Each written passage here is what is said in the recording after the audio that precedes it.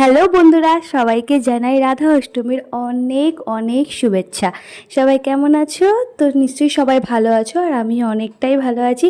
তো দেখো, একদম স্নান টান করে কিন্তু আমি রেডি হয়ে গেছি।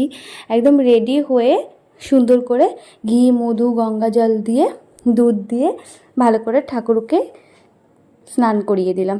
দেখো, এই যে আমার রাধা কৃষ্ণ কেমন লাগছে অবশ্যই আমাকে জানিও। তো তারপরে দেখো, ওনাদেরকে কিন্তু খুব সুন্দর করে স্নান করিয়ে দিয়েছি। এবার ওনাদেরকে সাজানোর পালা। তো দেখে নাও কীরকম করে সাজিয়ে দিচ্ছি। খুব একটা ভালো পারি না ঠিকই, তবুও চেষ্টা করি নিজের মতন করে করা। তো দেখো, বাড়িতে যে কোনো পুজো থাকলেই না খুব ভালো লাগে, মনটা এত পরিমাণে ভালো হয়ে যায়। আর মনে হয় যে নিজের হাতে সব কিছু করি, নিজের হাতে সব কিছু বানিয়ে দিই, তাহলে পরে খুব ভালো লাগে। জন্মাষ্টমীর দিনের ভিডিও তো তোমরা দেখেছোই, যে চেষ্টা করেছি সব কিছু করে দেওয়া, তাও খুব একটা ভালোভাবে পেরে উঠিনি।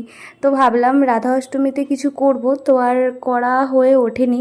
তো এর পরের বার অবশ্যই ঠিকঠাকভাবে করব, সব কিছু ঠাকুরকে নিজের হাতে সব কিছু বানিয়ে দেবো। তো জন্মাষ্টমীর দিন তবুও বানিয়েছিলাম, এবার আর হয়ে ওঠেনি, কারণ শরীরটা সবারই খুব একটা ভালো না, মায়েরও ভালো না, আমারও না, তার জন্য আর পারিনি করতে। তো যাই হোক, আমি কিন্তু কৃষ্ণ ঠাকুরকে খুব সুন্দর করে সাজিয়ে দিয়েছি।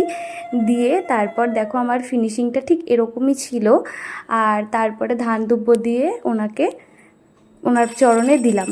তো দিয়ে সুন্দর করে পুজো দিয়ে নিয়েছি।